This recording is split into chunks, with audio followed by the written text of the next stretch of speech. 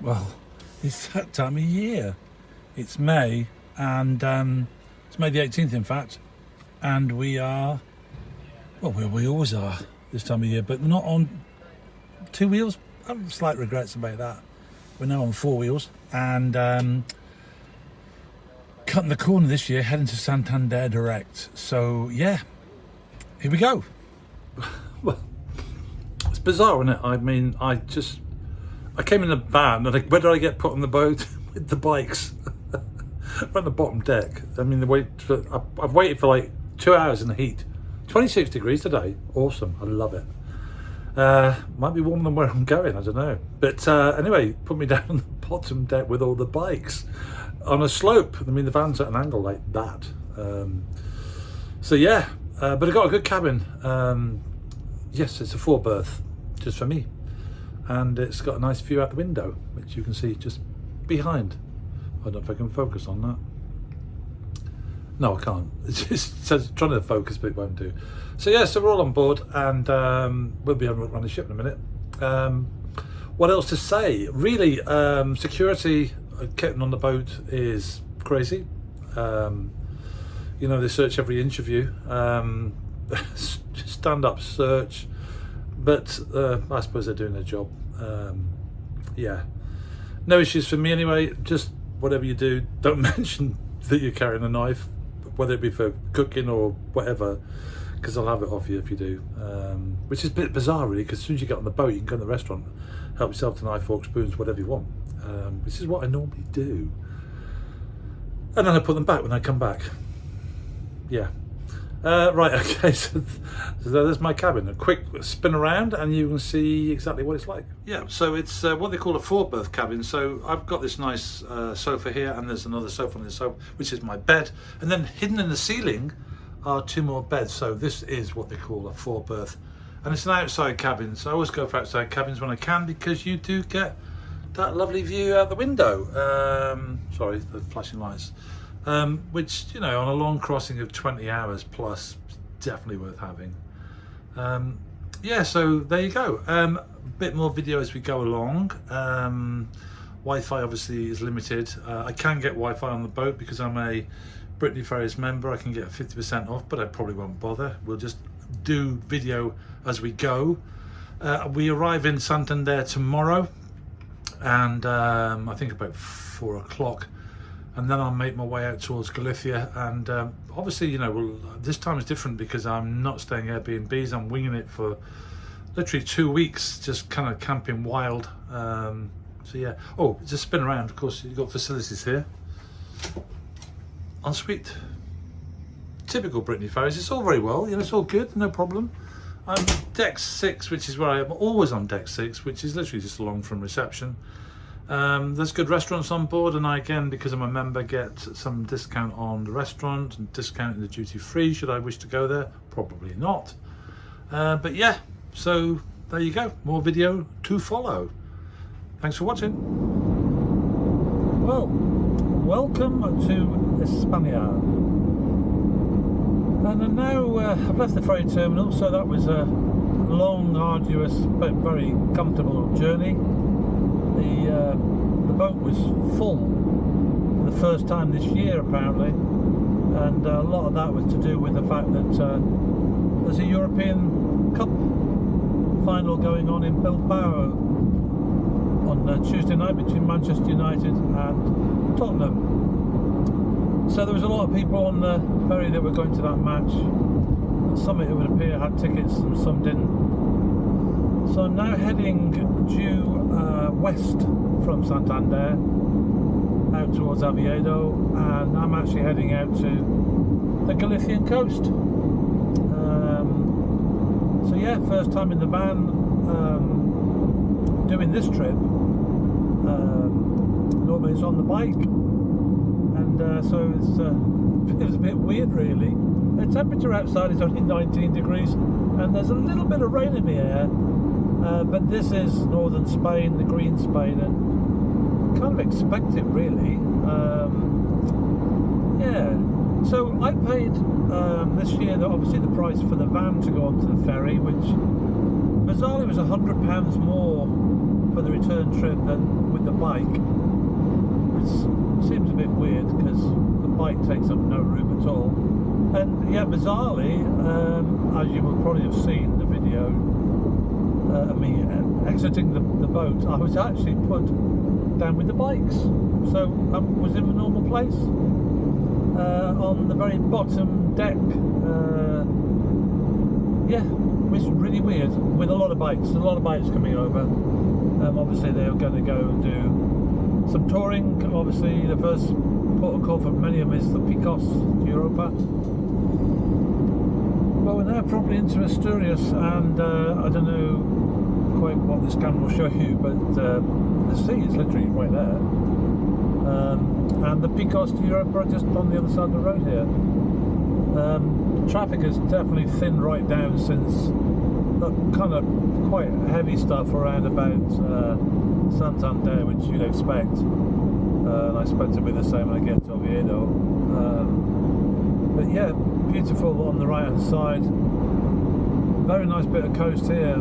So I've said I'm not a big fan of the coast here, but to be honest with you, I don't really know it that well. I haven't been to many of the actual coastal places, but looking down to my right here now, it's basically a continuation of these cliffs going down to a rocky, almost, you know, Celtic, Cornish looking coastline. It looks quite nice. Well, I just had to put this little bit of video on because I came across here on my bike last year, headed the other way obviously, and it was absolutely thick fog up here, cloud, and it's again attempting to be like that now. But the day I came across it, it was raining and it was thick fog, and I literally couldn't see anything. And you'll notice on the side of the road here, every few yards there's posts with lights on, and they were flashing yellow and red to warn you to where the end of the road was. Yeah, it was, and I found it really scary on the bike because I couldn't see a thing, but I did have a vehicle behind me that kind of followed me all the way and never attempted to overtake me, and I think in hindsight he was actually, you know, protecting me, because it would have been so easy for somebody to career into the back of me, because it was just awful. I'm not exactly sure the altitude here, but it's pretty high, and obviously it is prone to fog and to wind, obviously, hence all the wind turbines. But yeah, coming up the other way, as I said, it was a hell of a climb, and the weather was just awful. So if you happen to be coming this way, I'm on the A6 I think still, be warned if you're coming from sort of Finisterre way, it would be,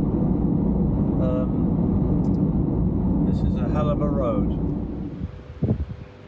Well, I've made it to Ezra. I'm looking for somewhere to stop for the night, and like it was last time, and nothing seems to be here. But I just wanted to come here because I didn't really take a photo last time from here. These rocks are incredible, but there's a huge waterfall round to my left, which is kind of pretty famous. Well, I didn't actually see it last time, but you can see it in the distance there. It's massive, and it comes down off these huge hills, which is where I came down in the van. I was actually up to the top and came down in the van on a hell of a steep road. I mean, I wouldn't go back up it again. It's amazing. There's a mirador up there. But this is, yeah, this is Ezra, and it's a very very palatial place actually. When you go into it, it's very fine, and I should imagine in the season, it's got a lot of people here. It's not great tonight. The weather's not, well, it's not good really. It's about 17 degrees, and yeah, and it's really cloudy, so it's not quite what I had in mind. But so onwards and upwards, I need to go and find somewhere to park. At the moment the van's just here by a buzzing substation. I'll be right for electric, but apart from that, no good. So I'm going to go and see if I can find somewhere to park up for the night.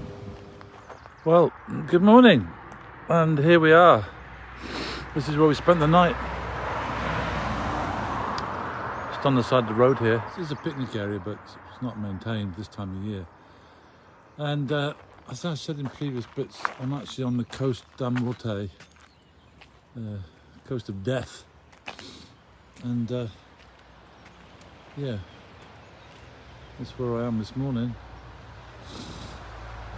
And it's not bad, you know. I mean, it was a good night's kit. Bed took a little bit of getting used to, but finally I went off and it was no problem. It's looking like a decent day today. I'm going to basically follow this bit of coastline round before I head into Portugal.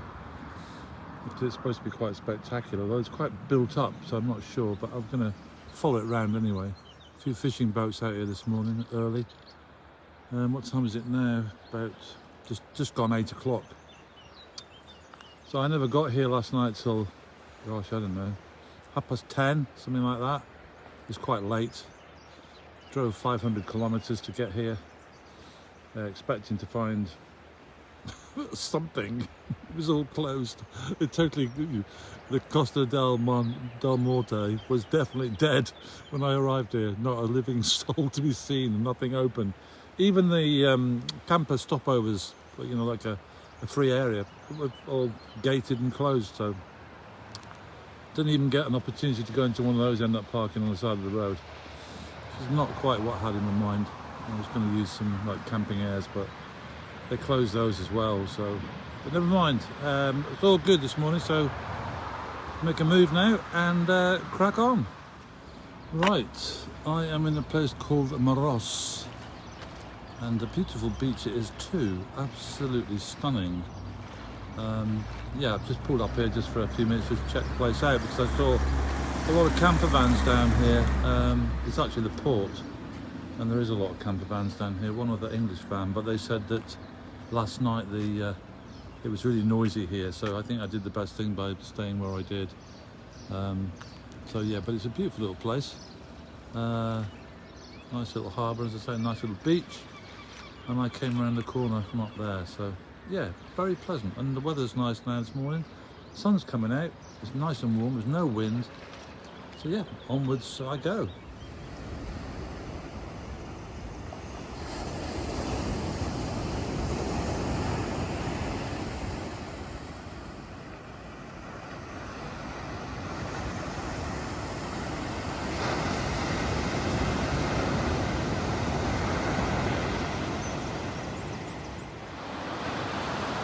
Well, it's just beautiful, isn't it? It's on the Galician coast,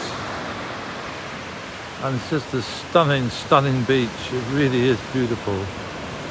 The sun's trying to come out, it's very warm. This is just beautiful, this beach. Absolutely gorgeous. Looks like it shelves quite severely, so it's probably quite dangerous for swimming. But it goes on for, it's a massive beach. Goes right the way over that way. It's incredible. And I'm journeying along this road really. It's just taking me one beach to the beach before I finally leave the coast and head inland to sort of Pontevedra and then into Chavez that way. I think I'm going. Yeah, that's just awesome, isn't it? Absolutely awesome. Well, I'm now on the motorway, and short piece of motorway anyway. So I got a bit confused because I got it going the wrong way, but hopefully I'm now going the right way. And this is a péage, so normally I'd have to get pick up a card and pay and all the rest of it. But I've got a little gadget in the windscreen here now, which should allow me to go through the tag list that's at the tag point, basically. Probably won't be able to see because it's so sunny. We're coming up into the toll now, so it worked a minute ago, so we'll just have to see what happens now and see if it lets me through again. The idea is you approach this thing going around about 20k and it automatically opens.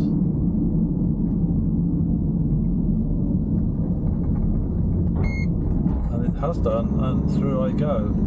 It's a lot quicker than faffing about with cards and all the rest of it. So that appears to be working, although it did beep a minute ago when I passed the peage going the other way, so I'm hoping it's not doubling me.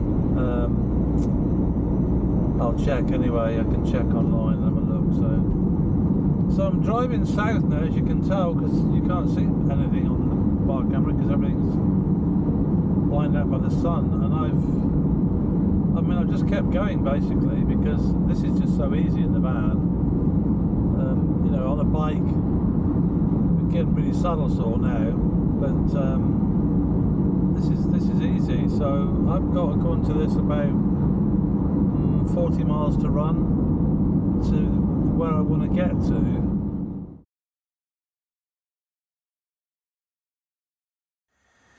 So I just wanted to show you this because I am quite pleased with this van. It's the smallest van on the planet, and yet I managed to squeeze everything into it. I'm just going to spin you around here now and show you my cooking arrangements. So, I mean, look, everything is just perfect. I've got everything that I need. You know, everything in the right place. It's ideal. And I'm just about to put my pasta in. So yeah, I'm really chuffed with it all. It's working really, really well for such a small space. The bed could do with being about 3 inches longer, 4 inches longer, but it was fine last night. I mean, I slept on an angle, so it was pretty good. So yeah, so that's the setup. It's got everything you should need in this van. I seem to have got. So yeah, there you go. Picture of the van. Lovely.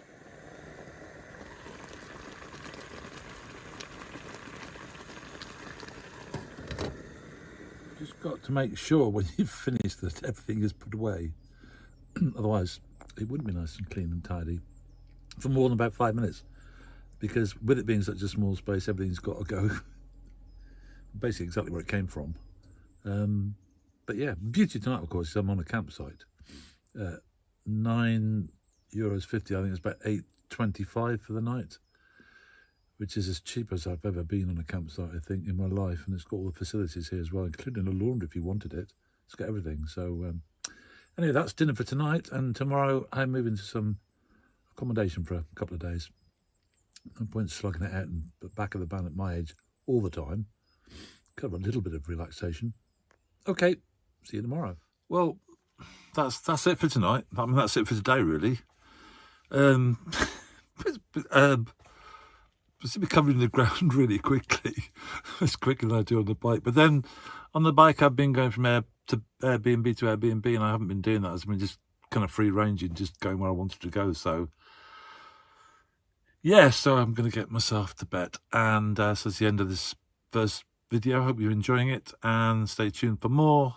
I'll get them uploaded when I can. Yeah, so tomorrow, as I say, heading to a place I've been before, a place I've stayed before, not in the van tomorrow night. And it's quite cold tonight, I have to say. I am literally 2 weeks, maybe 3 weeks ahead of when I was down here last year, or thereabouts, I think. So maybe that's why the weather's not roasting hot yet. It was 29 today at lunchtime, 29 degrees, but it's not like now. Okay, I'll catch you very soon. Good night.